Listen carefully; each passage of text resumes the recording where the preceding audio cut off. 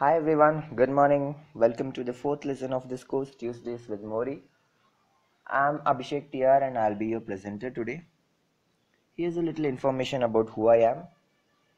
To catch my latest courses, do follow me on Unacademy.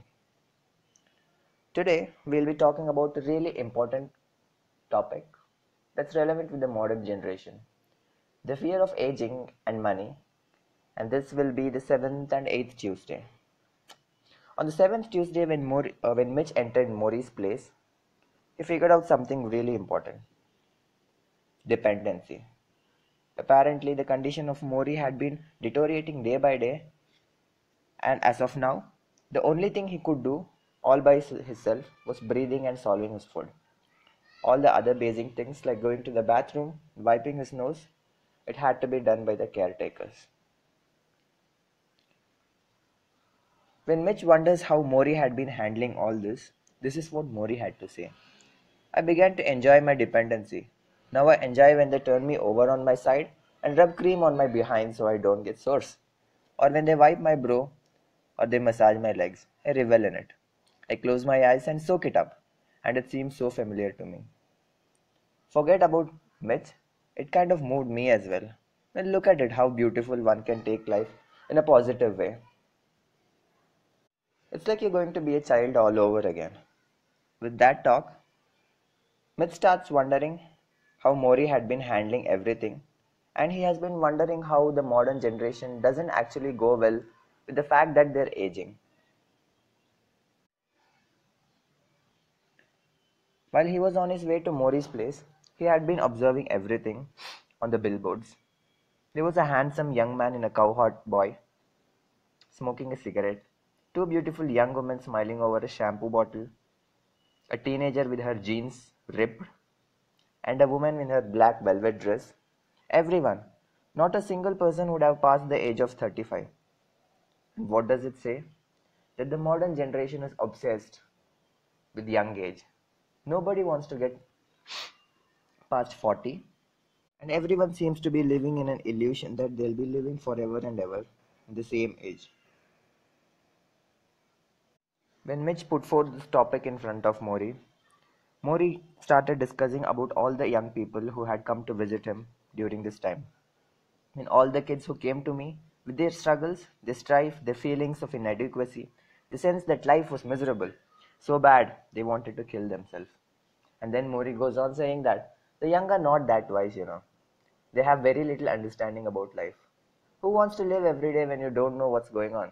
When people are manipulating you, telling you to buy this perfume and you'll be beautiful, or this pair of jeans and you'll be sexy, and you believe them. It's such nonsense. Does it ring a bell to you as well? It must have, because I've been thinking a lot. Because look at our modern generation. We have been buying lies every day, exchanging it for our money, and then wondering why is our life still unhappy, still unsatisfied. This leaves us with a very important conclusion. We all fear aging. But once you start listening to Mori, you might start thinking twice again. It's very simple. As you grow, you learn more. If you stayed at 22, you'd always be as ignorant as at you're 22. Aging is not just decay, it's growth. It's more than a negative that you're going to die. It's also the positive that you understand you're going to die and that you live a better life because of it. Interesting thought, right?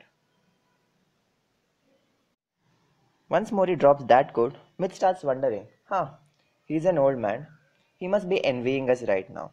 I mean, he's going to die. But seriously, why would someone say all this looking at a 22-year-old? And this is what Mitch had to say about it. Then Mori says, yes, Mitch, I do envy them. I'm not able to go to the health club or go for a swim or dance, but I do envy them. Let's just accept the fact I've been there alright. How can I be envious of where you are when I've been there myself? The truth is, part of me is every age. I'm a 3-year-old, I'm a 5-year-old, I'm a 37-year-old, I'm a 55-year-old. I've been through all of them and I know what it's like. I delight in being a child when it's appropriate to be a child. I delight in being a wise old man when it's appropriate to be a wise old man. Think of all I can be. I'm every age up to my own. With that, Mori starts growing a bit tired, and Mitch decided to leave for the day. And he decided to come on the next Tuesday. On the next Tuesday, when Mitch entered, he had another topic in mind: money. Money is a powerful tool, let's accept it. But here's something: when you're in your deathbed, would you rather think about the money you had in your bank, or the money you might have made if you had been healthy? Or would you think about all the memories that you made in your life? Mitch starts talking about the modern generation and how all the minds are messed up. It doesn't actually require to be the modern generation. Money has been important in all the generations. And there's something about money that makes us greedy and greedy. Because that is what the society says. More money is good. More property is good. More commercialism is good. More is good. More is good. We repeat it, and that stays in our subconscious, and that is what we fight for till the end of our life. Only to realize that, oh God, we've been following the wrong path. And there's a beautiful line that Mitch drops here. I met people wanting to gobble up something new. Gobble up a new car, gobble up a new piece of property, gobble up the latest toy. And then they wanted to tell you about it. Guess what I got? Guess what I got? And this is how the modern society works. Let's put forth an analogy. Let's take a look at Facebook. Facebook has everything that makes people happy. They never share their sadness, but they make sure that every happy moment is posted on Facebook. What do they get out of it? They satisfy their ego. And that is what money does to you. Neither money nor power will give you the feeling you're looking for, no matter how much of them you have. But then you keep doing it, thinking that money is the substitute for everything. The reality is, money is not. The next day you go shopping, or you have loads of money, and you have the feel or the need to buy something new. Think about it. Do you really want it, or do you really need it? You have to be honest with yourself. You don't need the latest sports car. You don't need the biggest house. All you need is a place to live and something to transport. That being said, if a huge Ferrari can bring a smile upon your face, then that's up to you. Mitch starts wondering, if money doesn't give you satisfaction, then what does? What am I supposed to spend? And Mori goes on saying, offering others what you have to give. I don't mean money, Mitch. I mean your time, your concern, your storytelling. It's not so hard. Devote yourself to loving others. When you give them time, you make them smile. And that is worth more than what money can ever give you.